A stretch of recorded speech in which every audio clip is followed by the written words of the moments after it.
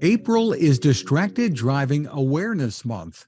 Seems like it may need more than a month, with distracted drivers causing 3,500 deaths and nearly 400,000 injuries a year. Joining us from GM is Dan Glaser, driver distraction investigator. Hi, Dan. Hi, Fred. Thanks for having me. Happy to be here.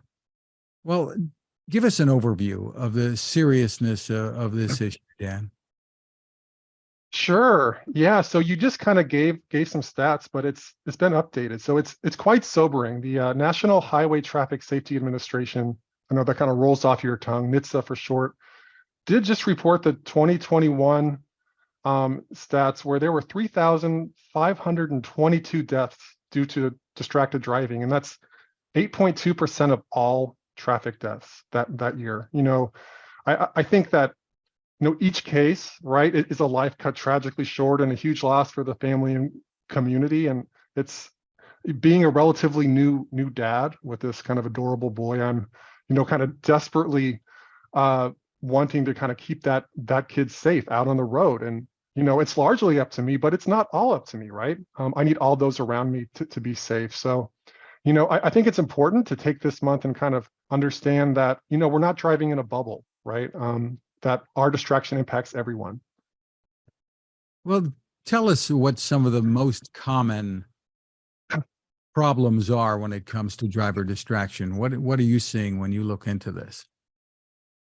Yeah, well, I think the phone gets a really bad rap, and it should, right? But that's maybe not fair, right? So what is it about the phone that's causing so much trouble? So let me tell you about this field study that's looked at over 3,500 drivers, right, who volunteered to be videoed for over the kind of a course of the year. And what this does is it really allows us to understand those ties between behaviors behind the wheel and crash risk. So let me just kind of give you some stats from that analysis. 68% of crashes involve some sort of secondary task. Texting increases crash risk by a factor of 6. This might surprise you. Reaching around in the vehicle to try to grab for something where your eyes are really low and you're not looking forward, that can increase your crash risk by 9 times. Another one you might not think of, rubbernecking. This is when you kind of turn your head and stick your nose into a crash that's none of your business. That can increase the crash risk by 7 times. But there's one really interesting and uplifting finding from this, if I can kind of keep going, and that's when there's a kid in the back seat, our risk of crash went to 50%. And you're probably thinking, how could that be, right? Kids are distracting, and they certainly are. But I think what it speaks to is how much safer we can be when we really start to care. And it's hard to imagine, caring more than when your kid is in the back seat. And it's proof that, we have it in us to kind of drive safer and reduce that terrible crash number we just talked about. That is so interesting, because you would think that having a child in the back seat might be a significant distraction, turning around to seeing if everything is okay, etc., or if there are 2 kids in the back breaking up a fight or whatever. Oh, it's very extremely surprising. It was a really surprising finding, and that's a specific kind of call-out finding from that study. And I think, even though there can be things that are distracting, there are countermeasures you can do to make things even safer. So I think that's just kind of really uplifting. And kind of some good advice from that, right, is when you're driving, imagine your kids are in the back seat, right? This is just something good to kind of keep in your mind. Drive like your kids are in the back seat. And I think that can kind of really improve how you drive and kind of stay safe. What are some other words of wisdom other than put the phone down?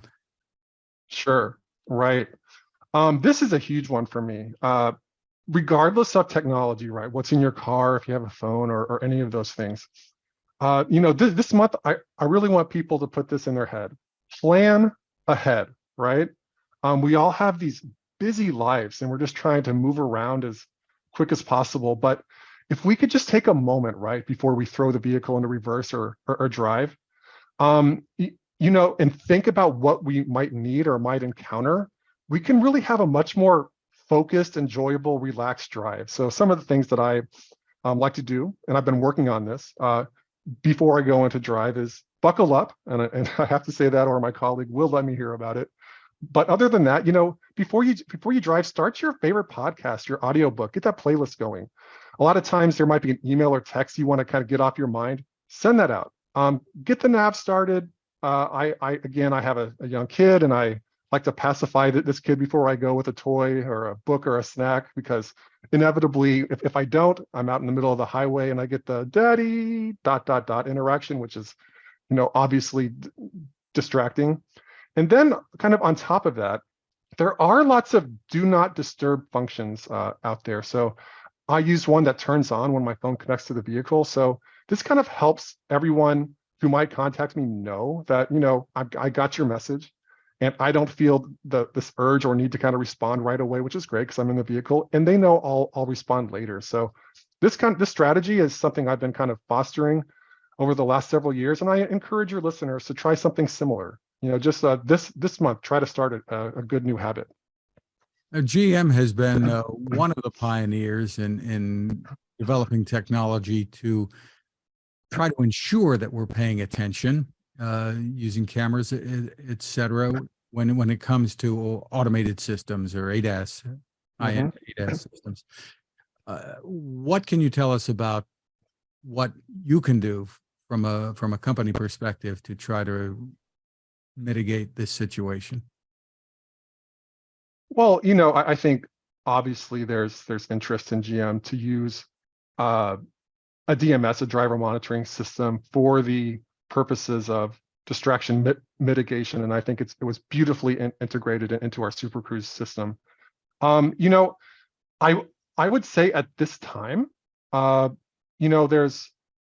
there's just there are things always kind of in the works, but maybe there's kind of a limit to what I can say now. But what I would encourage is, just kind of keep interest in this topic. I think industry wide, there are regulations and so forth coming out in Europe, and different safety ratings are calling out the use of driver monitoring. So, stay kind of interested in this topic, and I think you'll find that the industry is going to change a lot over the course of the next several years.